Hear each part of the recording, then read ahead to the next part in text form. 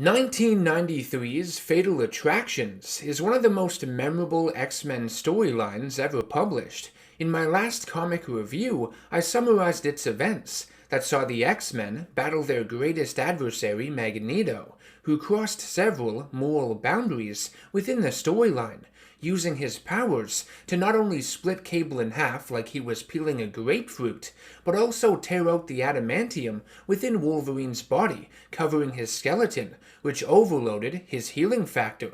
It was vicious stuff. As a result of this brutality, Professor X would use his vast telepathic powers to completely erase Magneto's mind and turn him catatonic. However, this attack also caused Xavier to suffer immense psychic trauma to his own mind. While Magnus and Xavier had been momentarily linked psionically, the suppressed anger within both of the men's subconscious would combine, creating a powerful and sentient psionic entity, which rooted itself deep within the mind of Charles, sitting there like a ticking time bomb before fully manifesting itself and becoming a threat to not only the X-Men, but the entire Marvel Universe, with its ability to manipulate minds, and by the end, all of reality. The psionic entity in question is named Onslaught. Though the character itself reeks of the 1990s, a phrase I find myself using a lot, I do enjoy his design quite a bit, looking like a souped-up Magneto on steroids, with the armor, spikes, claws, and rather unnerving, glowing eyes. Onslaught is a fusion of the darker and sinister aspects of Charles Xavier and Eric Lehnsherr, a venom that had been infecting both men's psyches for decades. His goal merged those of Professor X and Magneto, dialed up to 11, unleashing total war against humanity, and eventually wanting to transform the entire human race into a collective consciousness. Today, I will be reviewing the Onslaught Saga from 1996, which is another one of the massive X-Men crossovers that Marvel were pumping out on a yearly basis throughout the 1990s. Looking back on them now, these kinds of large-scale crossovers can be a lot of fun, with how overbloated and insane they were in areas. But at the time, I couldn't imagine how draining they would have been to read, one after the other.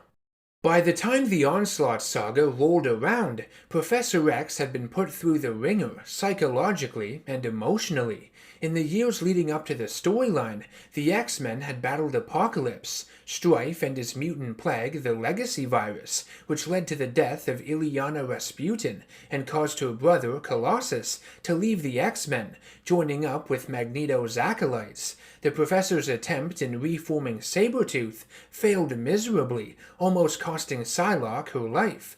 Wolverine had been severely wounded when his adamantium was forcefully removed by Magneto, and he also left the X-Men. Xavier had to live with what he had done to Magneto as a result, wiping his mind, and of course, the constant storm cloud of anti-mutant panic that Xavier was constantly battling with didn't help matters either. Graydon Creed, the human son of Sabretooth and Mystique, who had founded the Friends of Humanity, a mutant hate group, had been running for president with a strong anti-mutant platform that was growing in support.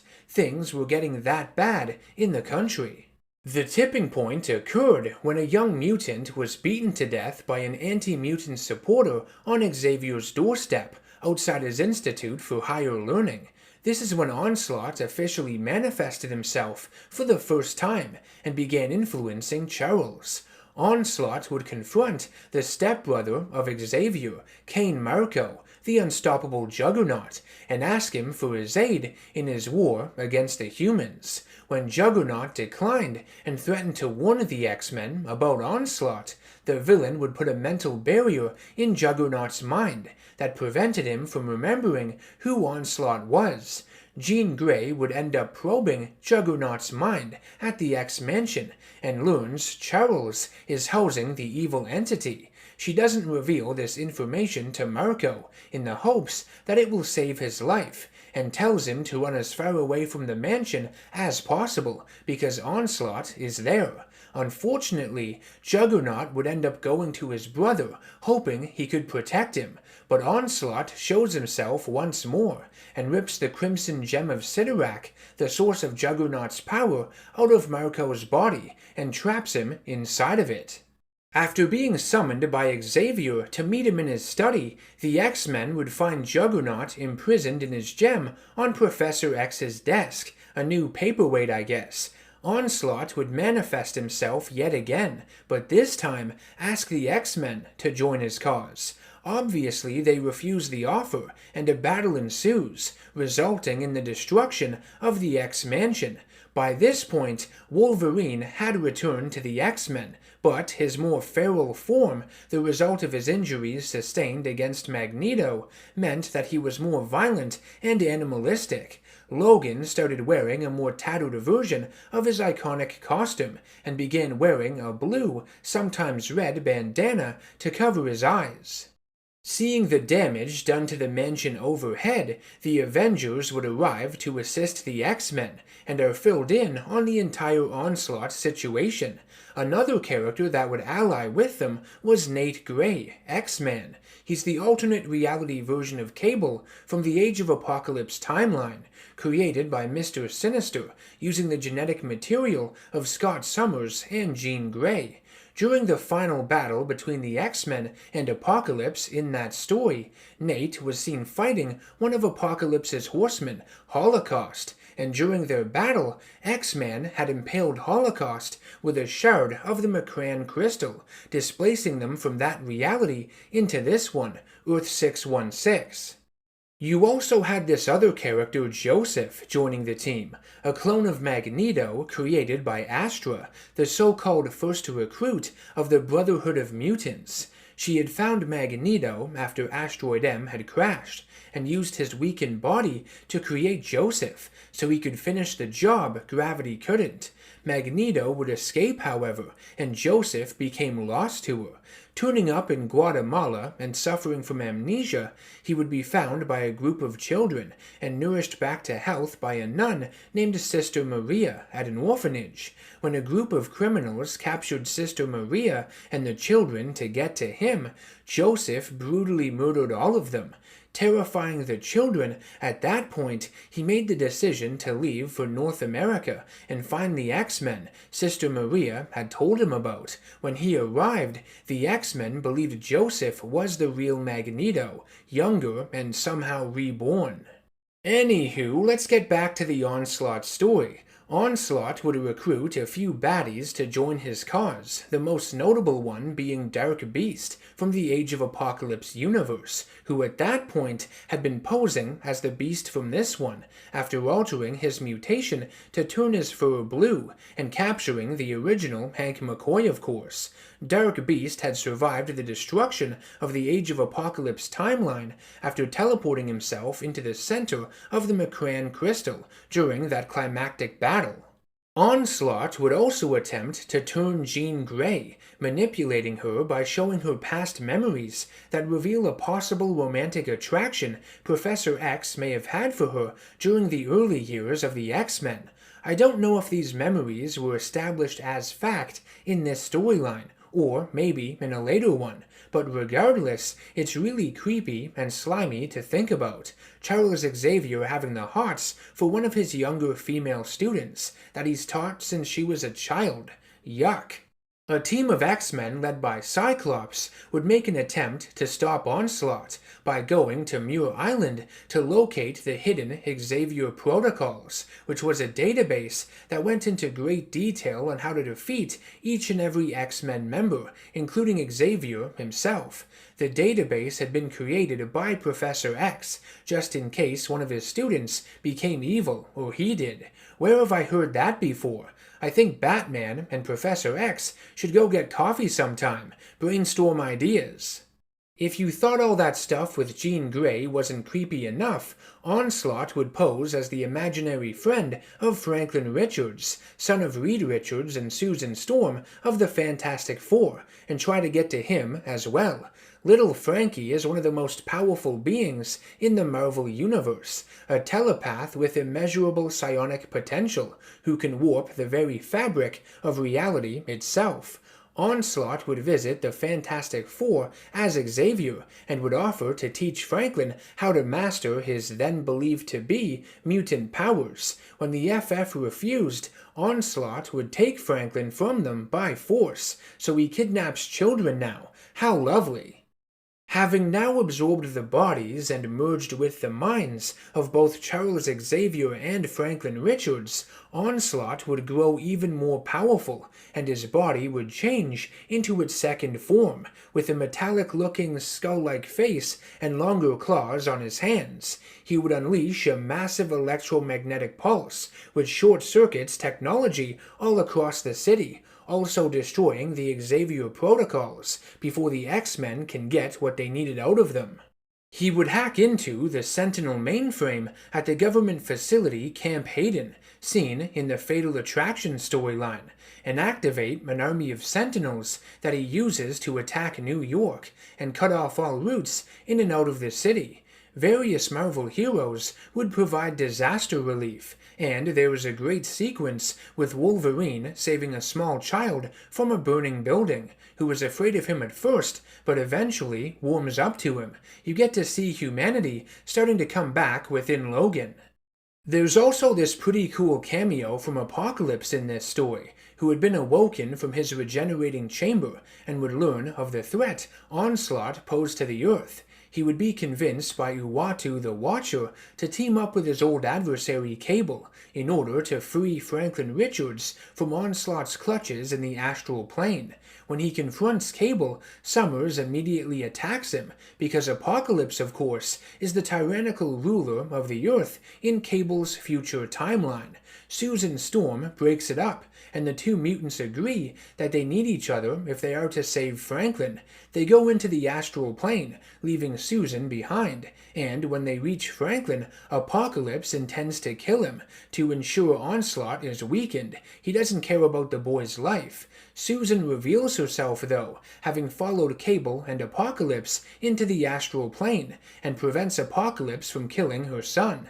Due to this interference, they are unsuccessful in rescuing Franklin, and Onslaught gets away. Onslaught would taunt the heroes by revealing Charles Xavier deep inside of his body, like some sick trophy, but the Avengers would seize the opportunity to attack Onslaught and save Professor X. This only made Onslaught stronger, though, and Xavier would be closed off from his psionic abilities temporarily.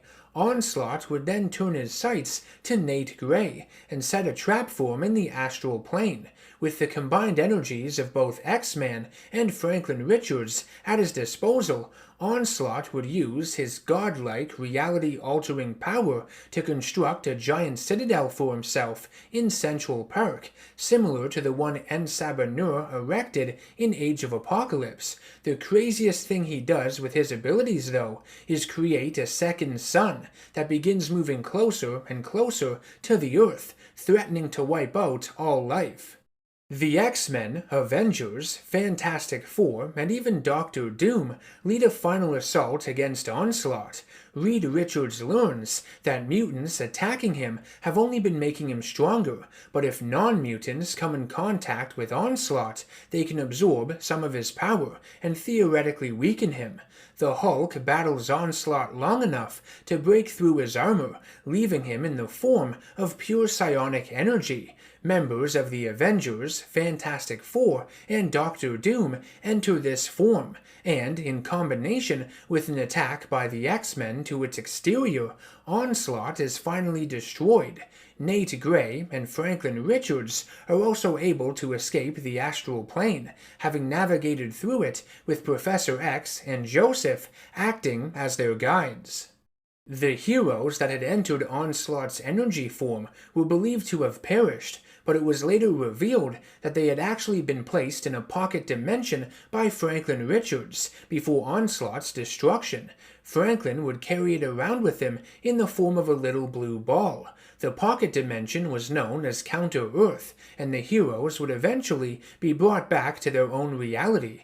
During their absence, though, the Masters of Evil, led by Baron Zemo, would rebrand themselves as the superhero team, the Thunderbolts, to masquerade as public champions as they performed dastardly schemes from behind the curtain. Following Onslaught's demise, the United States government would view Charles Xavier as a threat and would have him arrested to ensure a being like Onslaught could never be created again. Unfortunately, they would hand him off to the human sentinel hybrid named Bastion, who was in charge of the international anti-mutant military force known as Operation Zero Tolerance. It was the focus of the following crossover of the same name from 1997. I'm probably not going to review that one for a while though. I'm a little burnt out from these X-Men crossovers and need a break. I do enjoy the Onslaught Saga to a degree. I think there's a lot to love about the title character. As a villain, there are some interesting elements here to examine. This storyline essentially turned Professor X into a bad guy. It vilified him in many ways. The seeds were planted in Fatal Attractions, giving him more of an edge, and having him cross that moral line and wipe the mind of Magneto using his powers. Xavier had awakened to something dark and evil inside of himself that was repressed for several decades. I like seeing the conflict going on inside his mind, the growing influence Onslaught has over him and his thoughts before completely manifesting. And when he does manifest, like I mentioned earlier in the video, I do enjoy the design of the Onslaught character. It's pretty badass and memorable. I also like the idea of him absorbing other psychics that allow him to grow in power and transform. It's like something out of Dragon Ball Z, with the villains Cell and Majin Buu. That being said, the narrative itself is really bloated, more so than some other crossovers I've looked at in the past. Being that this story focuses so heavily on a lot of the more ambiguous, psychological, and psychic aspects of the Marvel Universe, it's a detriment to the Onslaught Saga that it had so many writers involved with it. These kinds of concepts need to be focused, but having too many creators like this steering the ship and adding to the pile of ideas makes it all feel very messy and incohesive at times. I know the Onslaught Saga featured a rather polarizing and controversial moment in it as well. It centered around a plot thread introduced in Uncanny X-Men number 287 from 1992, which had the time-traveling Bishop stumble upon the ruins of the X-Mansion in his dystopian future. He finds a recorded message from Jean Grey, speaking of the X-Men being betrayed by one of their own. The recording was damaged and only partially audible, with the most important pieces, the identity of the ex-traitor, missing from it. When Bishop traveled to the past, he did everything in his power to prevent that future from happening, but it would be years until the traitor was finally revealed within the Onslaught Saga, and it turned out to be Professor X all along, which many fans felt was a disappointing choice after so much speculation. I myself wasn't reading comics in the 90s as heavily as I do now. I was too young at the time to get into them, and because of that, my perspective on all of this is much different than those who were reading at the time, that were far more invested, but I can understand the frustration. This revelation feels rushed and shoehorned into this story. It doesn't seem like much care was put into it on the part of the writers. In my honest opinion, these X-Men crossovers seemed to get weaker and weaker as the 1990s decade went on. They got too excessive. The Onslaught Saga has a few strong moments and ideas within it, but I wouldn't go out of your way to read it or anything. I think the concept behind the story was much, much stronger than its execution, but that's just me. I want to thank you all for watching my review. I hope you found it entertaining and insightful in some way. If you enjoyed the video, be sure to show your support by subscribing to the channel, hitting that bell icon to be notified of future content I release, and by becoming a producer over on patreon.com if you can. You can also nominate future comic book reviews for me to do over there as well. I will see you all in the next one. Take care, stay safe, and always stay nerdy.